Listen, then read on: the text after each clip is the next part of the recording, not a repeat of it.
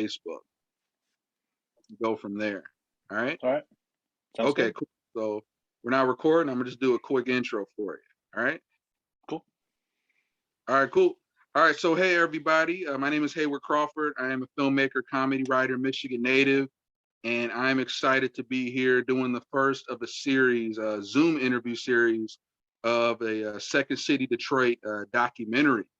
And I'm here with the great PJ Jacokes, who is a 1997 alumni of the Second City Detroit.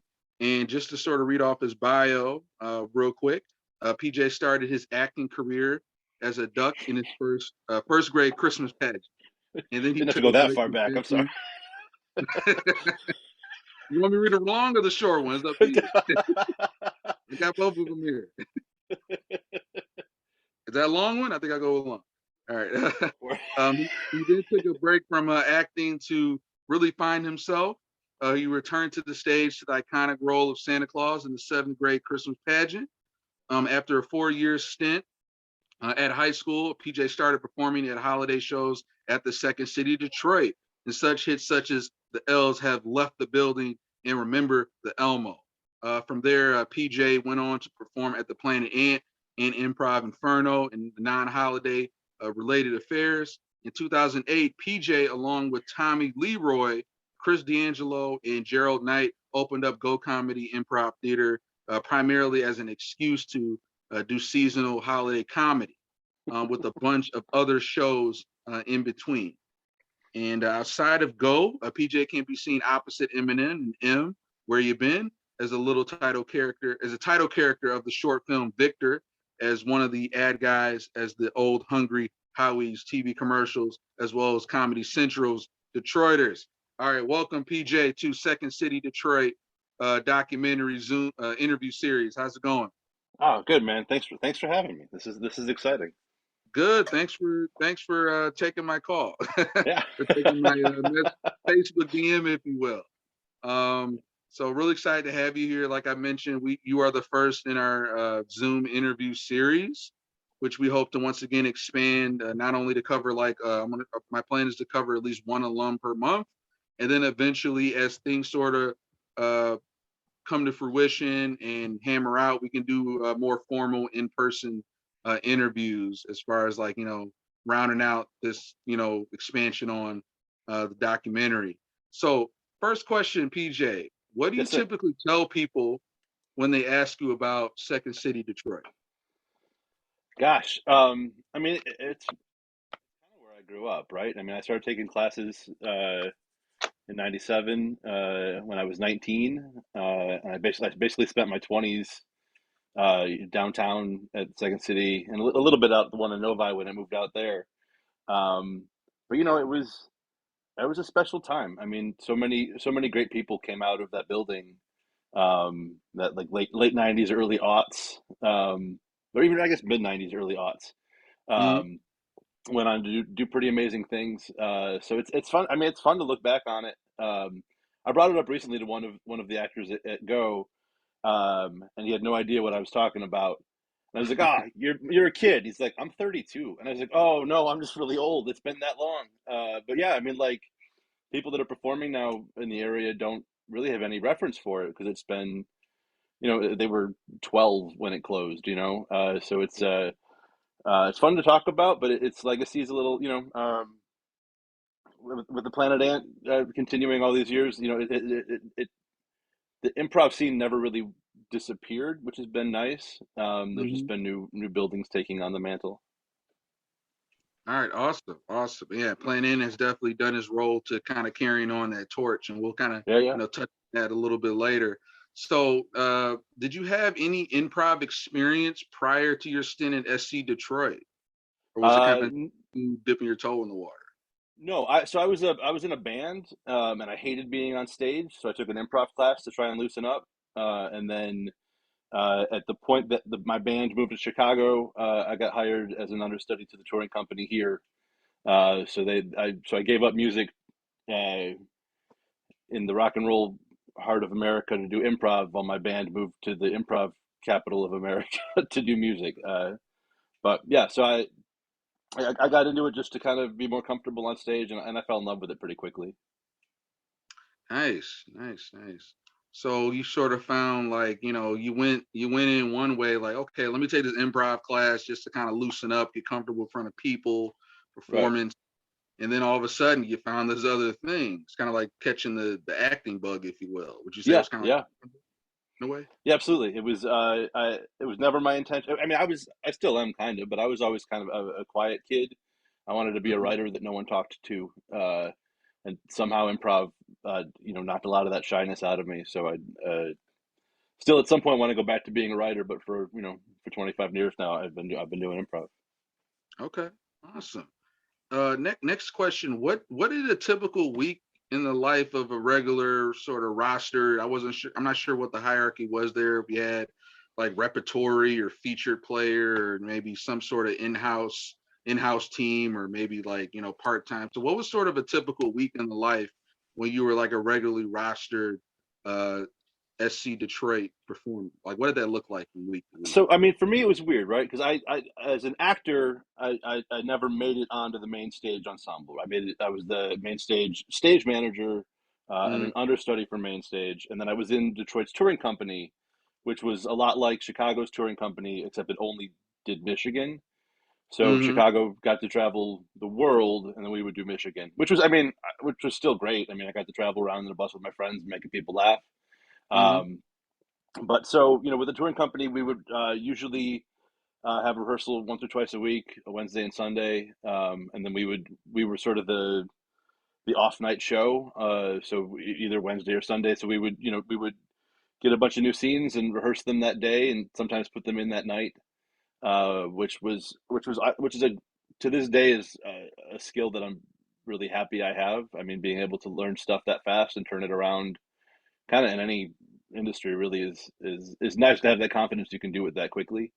Um, Mm-hmm. and then I mean, the best times were always when we were writing shows, be it Turco or main stage. The process uh, was always a really uh, special time. 'Cause it's just shots on goal, and learning more about the city and how to make fun of it while also embracing it. And um, so I like the whenever we were in a process, it was really those were my favorite memories there, because it was where we were creating stuff, which was the goal. Boy, that was it. You can cut that last sentence. That Oh, all good, all good. Okay.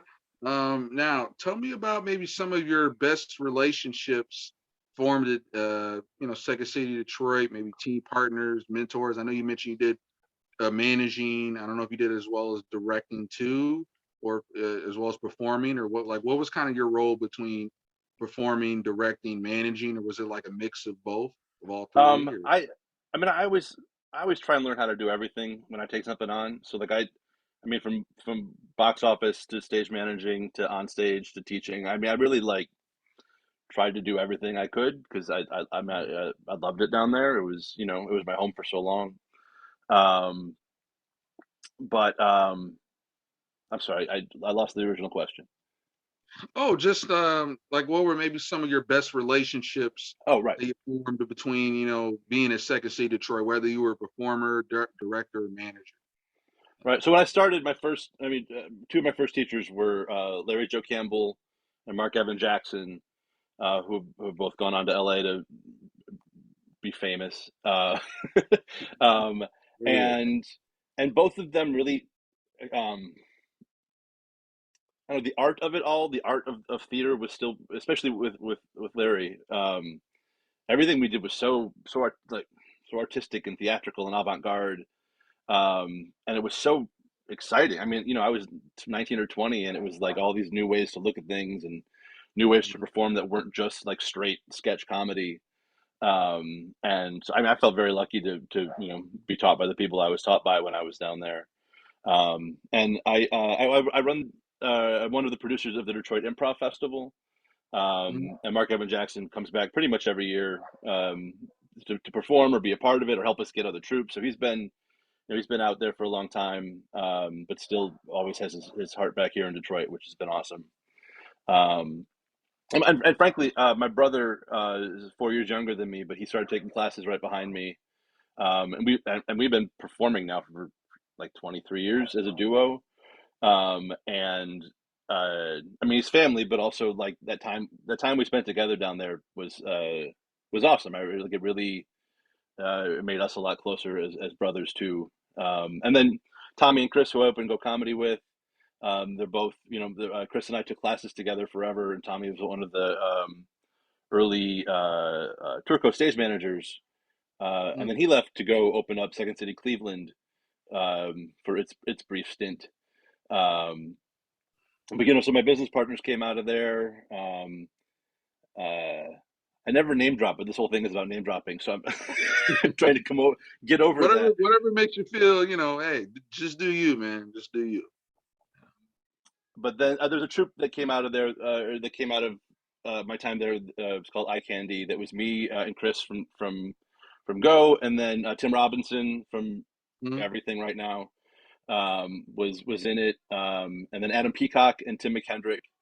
But that was, I mean, that for me, that was my troop of the, my 20s. Like that was the one I had that we did everything, either at the Ant or the Inferno, but it was born out of Second City. Um, but so those, I mean, those guys are the closest friends I have from that group. And the Margaret Edwardowski, although she was Margaret mm, Exner back then. She's always been,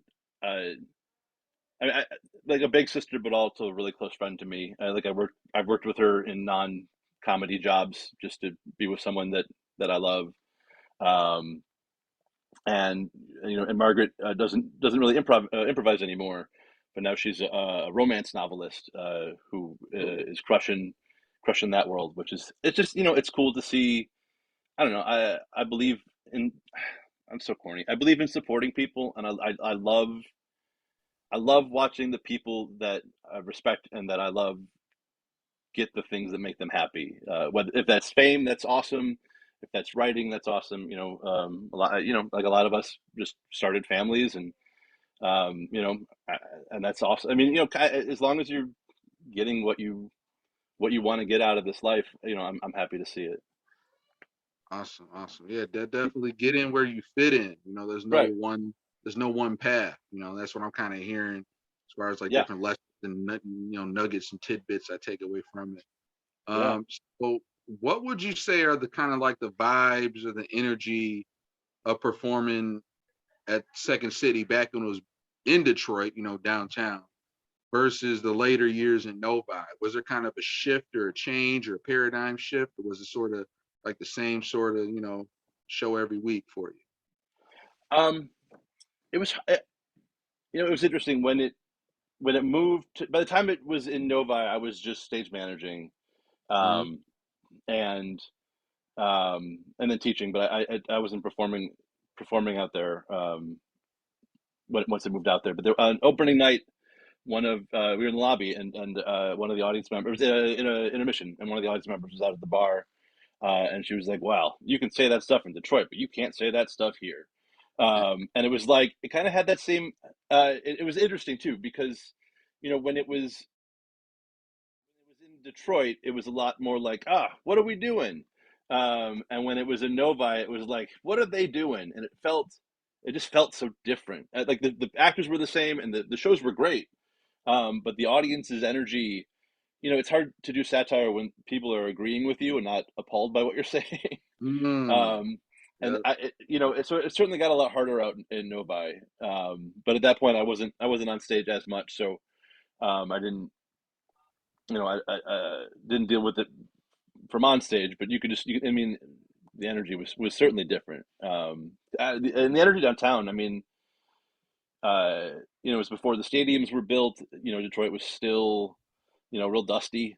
absolutely. Um, Like, all yeah, right, yeah. I mean, let's I do was what we there. got to do. Let's do what we got to do. Get back on the Yeah, lines. it was such a different. Mm, Downtown was so different back then, but there was a grit to it that was mm, it was kind of awesome. I mean, there was a lot more hustle and a lot.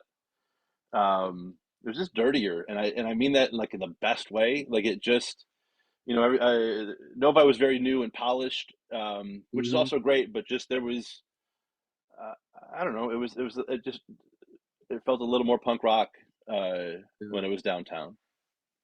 yeah, a little more grittier. Yeah, because I was kind of coming out like I started going to Wayne State like mid 2000s, so Yep. I was already I think no you guys already moved to Novi a couple years before I started school down there, so I Yeah. started kind of learning the kind of the grittiness of this is like mid to late 2000s, so it wasn't like near what Detroit is now, but it was kind Right. of like at the cusp, like the start of it. There were a lot of Sure. places just abandoned fields, or just sort of you go down Cass Corridor and not a lot going on. So I was kind of like coming in at the sort of genesis of that, but I Yeah. definitely resonate with that. As far as there was a certain grittiness to it. Kind of like you didn't. It's kind of like if you go to like a city, you don't really look for like it was. This is the best way I would say it. Like if you go to like maybe Michigan State, East Lansing, or like Chicago, it's kind of like you look around. You go to LA. There's just you just drop down. And there's just stuff to do. Right. Detroit, there was you had to look for stuff to do. Those There was a pockets. place, the pockets and the Yep. little places and the niches. So I definitely feel for that. Now, PJ, what would you say? Just moving forward with questions. What were some of your maybe proudest or greatest moments or favorite memories overall from like Second City, Detroit? Looking back, like the good. Um, I mean, it was, you know, for me, it was the touring company. We had our last road show. In my mind, it was for like 3,000 people. It was probably like 500, but Mhm. we were there for a week or two, and it was just a really, because we would play colleges, and sometimes it'd be for 8 people, and you never really knew. So for our last like real stint to be this crazy sold out run, so the Macomb Performing Arts Center, and that was phenomenal. And then our very last show at the theater was a mixture of Second City archive scenes and the touring company's archive scenes that we had written over time. Um, and that was, I mean, to this day, that was probably my favorite performance of anything I've done. Like it was just a really, it was powerful, and the room was full of love, and we filmed it. Only it was like back then, what many tapes were like 90 minutes, and it was like a 2 hour show, so we missed the whole last half hour of it, which I'll always be bummed out about. But Wait, I they was used to those. tape the shows? Like somebody used to like video record the whole show? I mean, not all of them, but if you ask someone, they usually would. And our friend recorded that last Turco show, but yeah, it Mm-hmm. didn't get all of it. Um, and I think I still have that around here somewhere now that I'm saying that out loud. But um, side note, my dad gave me all of the stuff he didn't want in his basement anymore, and I've got two giant Rubbermaid Tupperwares of like old programs and articles and Nice. all that stuff. So if you need any of that, Oh, for sure. Yeah, definitely. We'll definitely be in touch on that. I'm still coordinating with Topher, but yeah, I mean, all the archives, great. There's actually yeah, like these new digital uh, uh conversion companies where you could like send in like an 8 track or like a beta tape, and they'll right, like put digital for you. So yeah, there's limitless possibilities. We could yeah. definitely I found touch base on that. in those Oh, Tupperwares. nice. Jokorama 3. I have no memory of what's on this cassette tape, but it's from like the ninth grade, I think. So at some point we're gonna find a cassette player and see Yeah, how if any of that holds up. we'll see. Sky's the limit. Right? I don't have one on me, but I'm sure No. I could. You know, man. Awesome. So also on that same on the flip side, because I did give you these questions beforehand, so I'm not Yeah. ambushing here. What would you say are some of your maybe more of the more difficult moments while you were at Second City, Detroit? Maybe some setbacks or failures, whether it was before, during, or after your stint, and how you kind of overcame them. Any lessons or nuggets you want to share with us? Maybe on Yeah, that I mean, side. for me, it was hard when it moved to Novi. New leadership came in, and I felt like I could never, like personally, I felt like I could never get past being a stage manager. Um, which was something I love doing. It was like being a comedy DJ.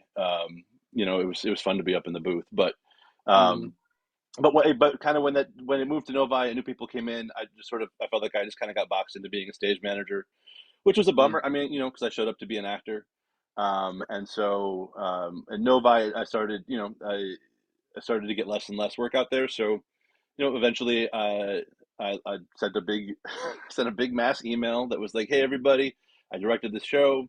This is the last email you're gonna get from me because I'm gonna move on to advertising or something." And mm, then Gerald Knight, who was my one of my partners at Go Comedy, actually responded to that email with like, "Oh, we could open our own place. Do you want to have lunch?" And I was like, "Well, I'm an out of work actor with like a 4 months old, so yeah, I will take your free lunch, sir."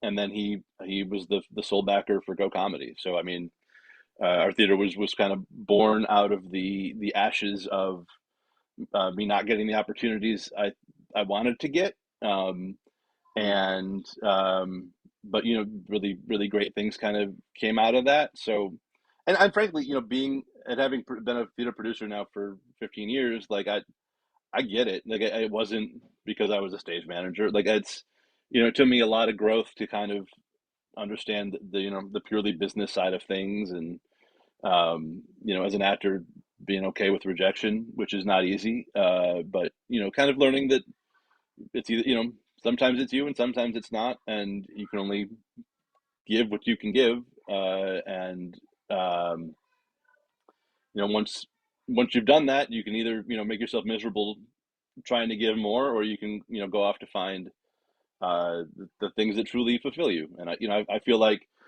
I was certainly grumpy towards Second City for a minute at the end, but I mean at this point, I frankly, I mean between you reaching out and my dad giving me that box of stuff, it's really the first time like I've had the chance to like really look back at that time in my life that was so um, defining. I mean, it was really really an important part of my life for a really long time. So being on this side of it, it's a lot easier to not be bitter. But I don't know. In any theater, I feel like whether you're the star or not, there are ebbs and flows of being bitter and being happy, and taking care of yourself, which isn't always the thing that we do. But mm. um, I'm starting to ramble into self care. So um, No, you're good. Yeah, keep going. It definitely resonates with, I'm sure, a lot of people. Because we could sit here and celebrate, yeah, this was so good and all this success or all this stuff. But yeah, I think people really resonate to like, hey, there's a kind of an ugly side to this too. yeah, And even if it's little things such as like maybe Conan O'Brien, losing the Tonight Show to Jay Leno, to like, maybe some people who were at Second City and they didn't get the chance to do so and so. I think everybody, and I love how you mentioned about how leaving Second City Detroit seemed like, it was that was really hard for you. But then how you mentioned how out of those ashes came Go Comedy, right, Go Comedy Improv, which is 15 years later still going strong. Shout out to Go yeah, Comedy. You guys are still out in Ferndale, right? yes, sir, Ferndale, yeah, exactly. So I think everything, there's a yin and a yang, and everything happens for a reason. So I think that's just very inspiring for people out there that are kind of so fixated, like, oh, I have to graduate by this program by this, and then get in this fellowship to do that. I have to be out right, in LA this time to do this, and that we get caught up on these very rigid sort of, this has to go like this by this time, right. and life doesn't alys work that way, Right. and Life you don't. never works that way. It never really do. Yeah, exactly. So we can get stressed out over all these timelines, the expectation, how we think things are supposed to go, or Right. we can kind of say, what lessons can I learn from people that have already kind of gone through it, and say, hey, you know what? Maybe this other path might be right for me, or this could lead to that. I think it's just Yeah. very inspiring, from what you mentioned. Yeah. So, obviously we talked about Go Comedy. What would you recommend maybe for other kind of up and coming, aspiring improv performers? Obviously, if they're in the Detroit area, definitely check out Go Comedy Improv. I'm not sure what sort of different improv classes you have going on. Of course, there's Planet Ant. So, what are maybe some nuggets you could recommend for aspiring uh, improv performers out there who want to start getting their shot? You know. Um, sure. I mean, kind of the one thing I tell a lot of students is everyone's journey is their own journey. and you can't ever judge yourself on someone else's path. Mm. So, you know, there are people that are born brilliant at this. They'll take a class and go be famous. And there are people that want it so bad and they'll take 15 years to study and learn and, you know, maybe never get to fame, but, you know, they'll be a much better person at that point. But the more you're comparing your notes to where someone else is, I just feel like that's not your journey. You don't know how, you don't know how they got there. You don't know what it took for them to get there. You just know where you're at right now. And I think that's really important, is just being honest with yourself about where you're at and what the road ahead, what the road ahead can be. Um, I, what else? I believe, in being boldly wrong. You know, if you're going to make a mistake, make the hell out of that mistake. Just don't get it kind of right. Because if you go all Mm. in and it's not at all what it was supposed to be, you've made something you weren't intending to. And a lot of times those mistakes end up being gifts you weren't planning on giving. And you can learn just as much from a failure, um, as you can. And frankly, I think you learn more from a failure than, if you get something kind of right. Like, you don't learn from a C, you learn from an F, or you learn from an A. Mm.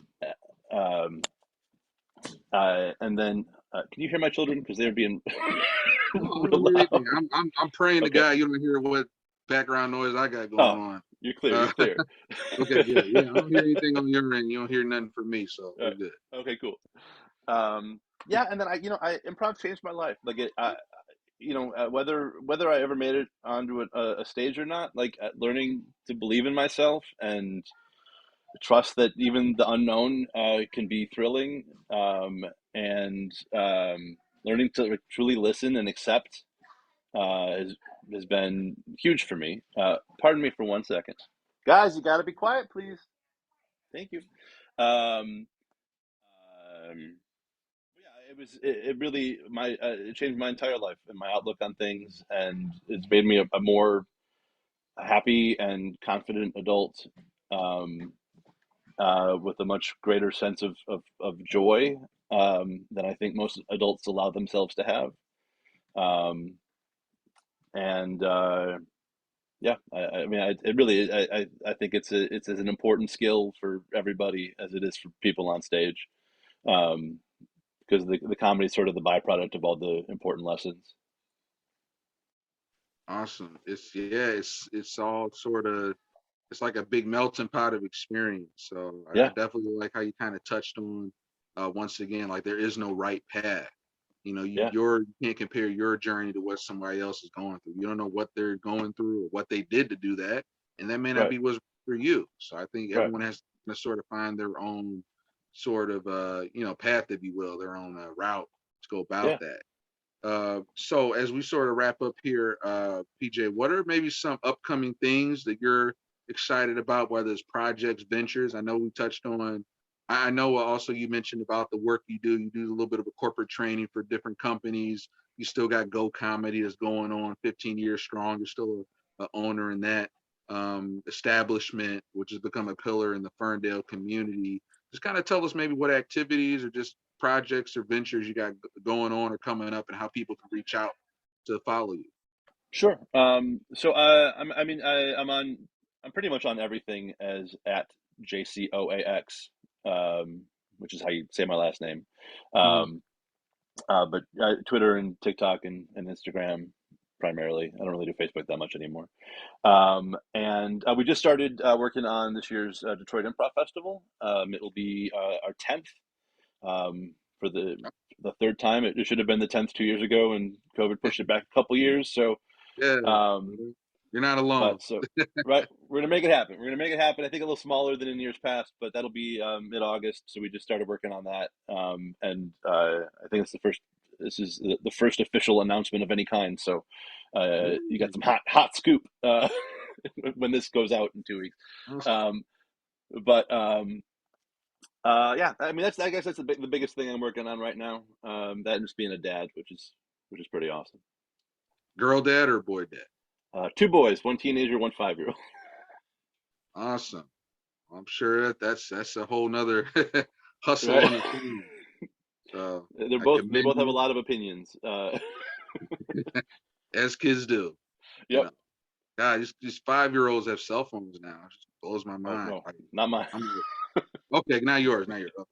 Not I'm yet. just saying, like, yeah, it's just man. I remember getting my first cell phone when I was 14. I was Yeah, like in ninth grade, but not to say that, those people may have gotten it when they were older than that. But oh, that's awesome. That's awesome. yeah. And then finally, as we wrap up here, Jay, tell me tell me about maybe about the comedy and maybe improv greats, that you admire and their legacy. Sure, you can maybe name a Steve Martin or maybe like a Tina Fey or you can even be like maybe like your number one coach or instructor, that worked with you at Second City, Detroit back in the day. Tell me about maybe who were some of your biggest mentors you looked up to and their legacy and how you feel, you would want to be remembered as far as your legacy. And I'll pack a lot in that question. Yeah, that's But a lot. That's all right. So it's funny because Steve Martin and Tina Fey, I mean, they're one and two for me. I mean, Steve, because they okay, do everything, right? Like they're not yeah. just comedians; they're authors and they're playwrights and they've written movies. And I mean, Steve Martin paints and does music. Like uh, Mm, the the older I get, the more I just want to experience everything I can. Like and I respect the hell out of Steve Martin for, I mean, turning so much of it into his career. Um, but yeah, him and Tina Fey, like I mean, they're incredibly smart and they are also idiots. And I think to be truly funny, you have to be really good at both. Um, and for me, as far as like my legacy goes, I mean, Go Comedy obviously is a big part of that.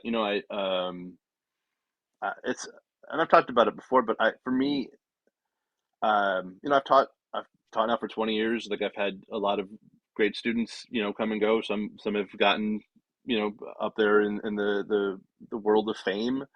mm, But for me, it's the people whose lives are just made a little bit better. I know that we have people that felt love and go, people that have had kids because of it.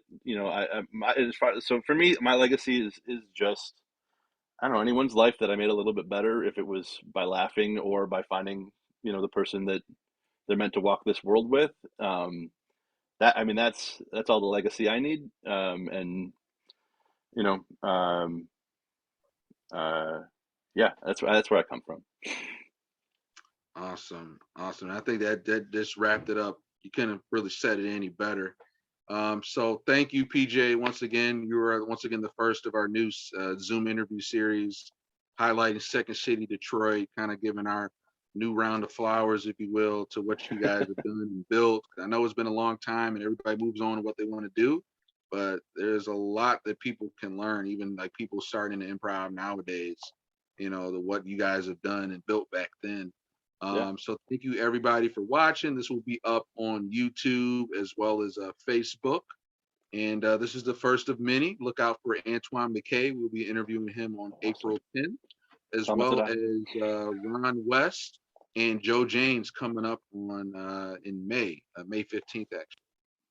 So thank you guys, and we will be chatting again. And yep, Second City, Detroit. Doc, here we go. Awesome. Bye. Everybody have a good one.